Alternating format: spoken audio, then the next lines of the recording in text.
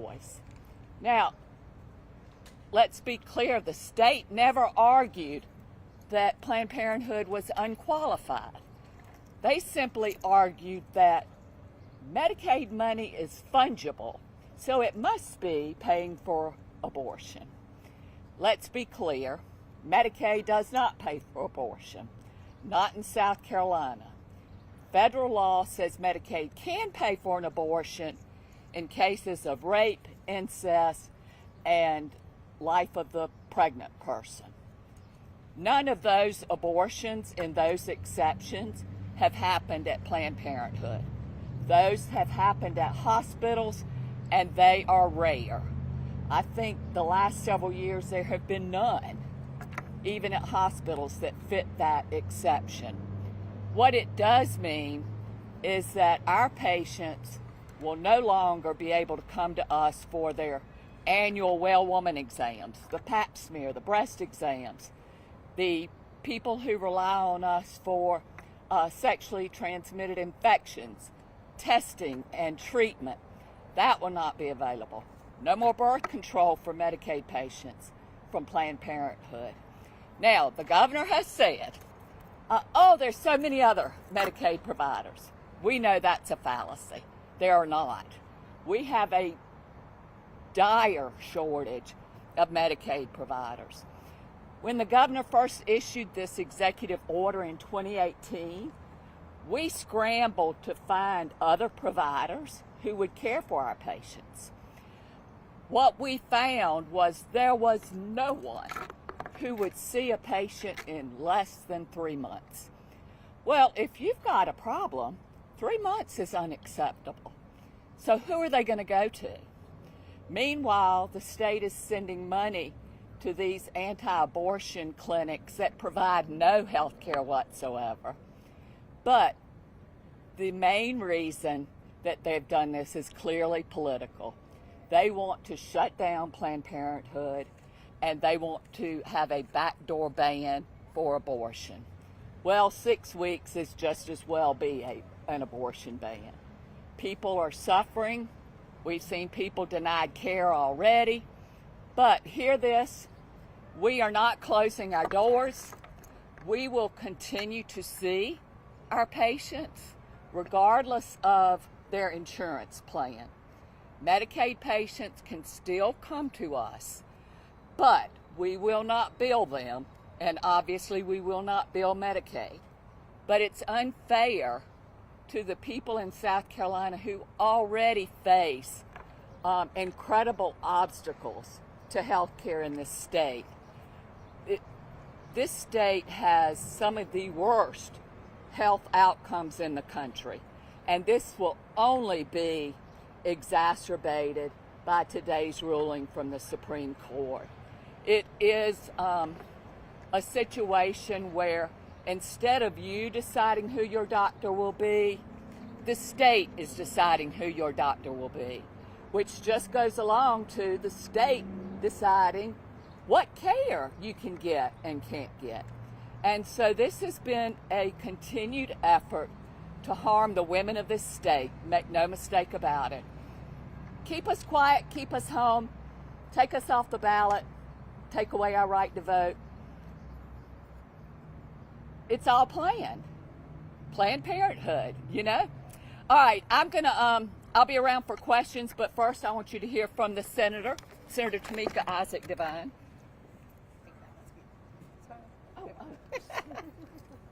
Thank you, Vicki. I know it's emotional, so like, good afternoon, everybody. Thank you all so much for being here. I'm Senator Tamika Isaac Devine, representing South Carolina Senate District 19, and one of two women who currently serve in the South Carolina State Senate. On behalf of my colleague, my sister senators, Senator Bright Matthews, and I want to say that we are devastated by today's opinion, but it has just solidified our resolve that we will be fighting every single day in this building behind us to make sure that we have access to health care for all South Carolinians. It's funny to me, I was thinking as I was driving over here, a few days ago, there was a bill signing at the governor's mansion to talk about the new Department of Behavioral Health.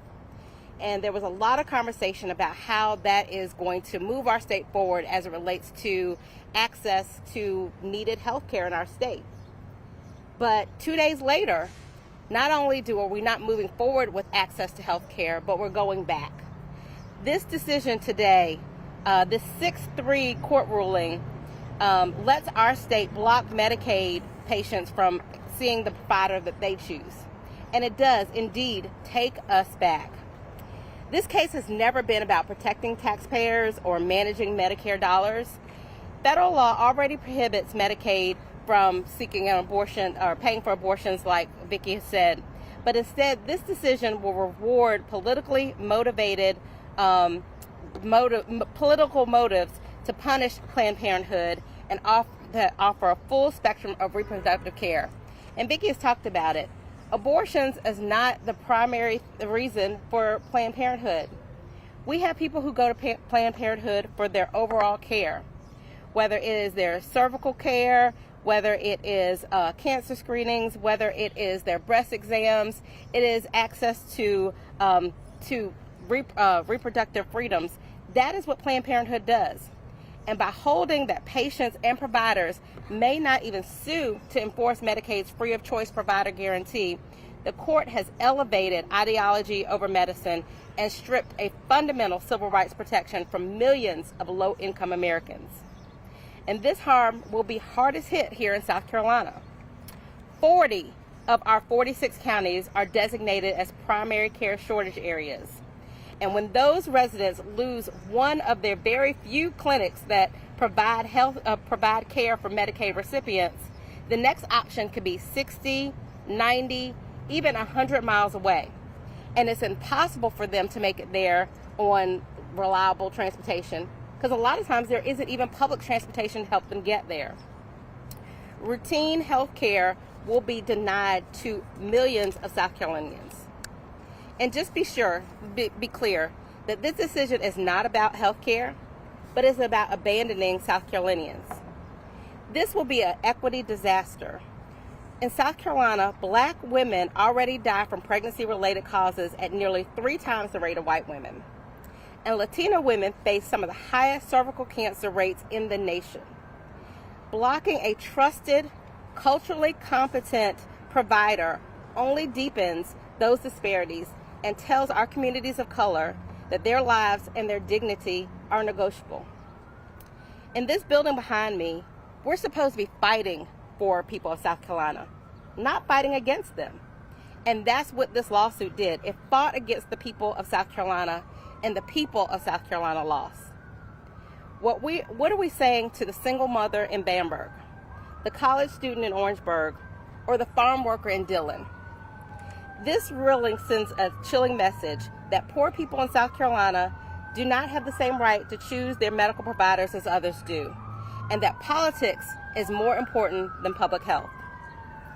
But today, I stand with the patients who are failed by today's ruling, and I commit to continue to fight for equitable, affordable health care for all. We will not be silent. We will not go back. And together, we will keep fighting for every person, regardless of income, their zip code, or their race. We want to make sure that anybody in South Carolina can see the doctor that they choose and receive the care that they deserve. We have got to lift our voices, we got to mobilize our communities, and we have to demand a healthcare system that serves all people and not just politics. Today was devastating, but it has to be an awakening and a call to action for all of us. Because when they start coming for our health care, then they are going to set us back not just decades, but centuries. Thank you.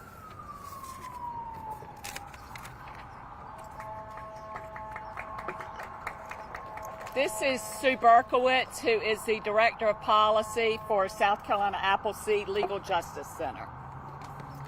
Good afternoon. As Vicki said, I'm Sue Berkowitz. I'm the Director of Policy for South Carolina Appleseed Legal Justice Center. We're a nonprofit law firm here in Columbia that serves statewide on issues that impact the low-income community. This decision today this 6-3 decision will have far-reaching consequences for millions of people across the country and over 1 million people in our state who depend on Medicaid care. It will exacerbate the deep inequalities already present in the access to our health care in our state. We already have one of the hardest states to even get to OBGYN care. 1/3 of our counties are without any OBGYNs. It is disproportionately impacts low-income health consumers who depend and rely on Medicaid for essential health care services. And when you're asking someone who is low income with no child care, with limited transportation and limited resources, to now work for her care, as well as travel sometimes 100 miles to get there, that is a statement on what we think about our beneficiaries. Medicaid enrollees have lost their ability to enforce their right to choose among qualified providers. There was absolutely nothing in this court record that said anything that would make any provider believe that anyone was getting anything less than exemplary care at the Planned Parenthood clinics. And through this decision, SCOTUS has closed the courthouse doors to those seeking to protect their access to care. This is just one more assault we see to this fundamental program, and we've been seeing a lot of assaults to this program over the last few months. It's needed to ensure quality, equal health care for even those who are unable to afford it, especially for life-saving services. And we've seen that cut off to thousands in South Carolina and millions across the nation. Thank you.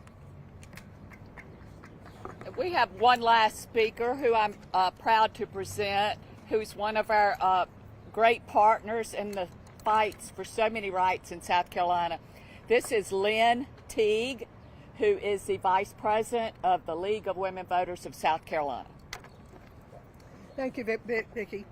I can be very brief. The League is very concerned about this ruling from two perspectives. One is making democracy work is one of our national and state goals, one of the things we work for. When we see the right to petition the state to go to court more limited than it was before today, that in itself is disturbing. Beyond that, we really support Planned Parenthood. We know that they do extraordinarily good work for a lot of people around South Carolina who truly do not have other options. And I know this not just as a League person who's been working with Planned Parenthood, but for many years when I was a totally broke student, Planned Parenthood was my only medical care personally. And I'm not sure that I could have gotten any medical care if Planned Parenthood had not been there for me. So I feel very strongly personally as well as representing the League on this. And I hope that the people of South Carolina will understand and support the efforts of Planned Parenthood. Just a couple of closing comments, because these are questions I saw a lot on the virtual news conference. How many patients are impacted? We know that 3.5% of our patients use Medicaid as their primary source of medical care. So the number is small, relatively speaking. And the main reason for that is the failure of the state to expand Medicaid. So few people are eligible for any health care. Most of our patients are uninsured. If they did not come to Planned Parenthood and they're uninsured, where do they go? A hospital emergency room? Maybe a county health department? But ironically, county health departments frequently refer those patients to us. That won't happen anymore. People will be forced to wait. And though there are just 2 Planned Parenthood health centers, patients from all 46 counties come to those health centers and use our telehealth services, especially rural areas where there are so few doctors. And then finally, about the money that's impacted. I don't know $2025 yet. It's still early. But every year for the past 7 years, while this has been litigated, we have received less than $100,000 in Medicaid reimbursements. And remember that this is not a grant to Planned Parenthood. We provide a health care service, we get reimbursed. Just like if you go to the doctor, your insurance reimburses the doctor. That's what it is. The governor paid more than $100,000 for his private attorneys to represent him in the very first hearing. So this is what they call literally cutting off your nose to spite your face. I will be glad to take any questions from the group as a whole, or if you'd like to do individual interviews, happy to do that too. Any questions? What's the next move for us activists? Good for you. Thank you. It is get involved. Let legislators know that you don't like this, that they need to change their ways. What we do know in South Carolina is that 70 to 80%, depending on which poll you look at, believe that abortion should be legal, and we have a higher trust level than the legislature does. So what we're hoping is that there will be people who recognize that South Carolina can be better. We have the 7th highest maternal mortality rate. Has gotten worse since Dobbs' decision. We have the 4th highest infant mortality rate. That's only gotten worse since Dobbs. We have the bottom 5 states in STIs, AIDS, HPV rates, obesity, diabetes, name it. Any type of critical health care concern, we're the worst, the bottom of the barrel. But what's going on up here, they've all got insurance. So they don't care about us. It used to be that we fought a war on poverty, but now the war is on poor people. And that will continue as long as these folks stay in charge. So get involved, speak up, speak out. And vote, yes, thank you.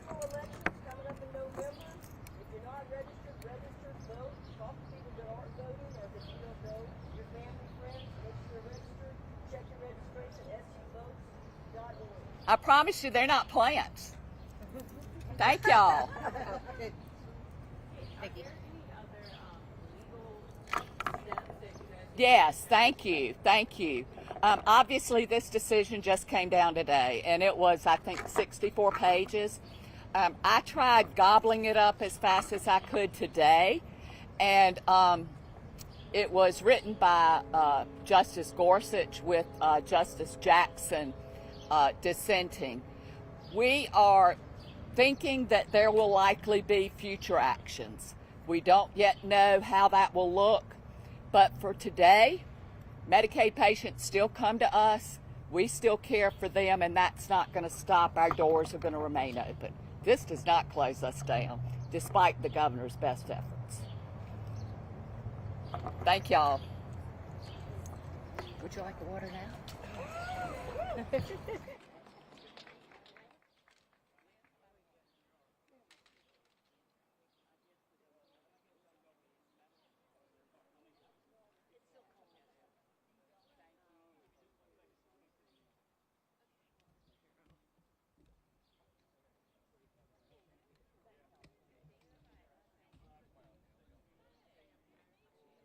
Thank you guys so much. I appreciate it. Oh, sorry.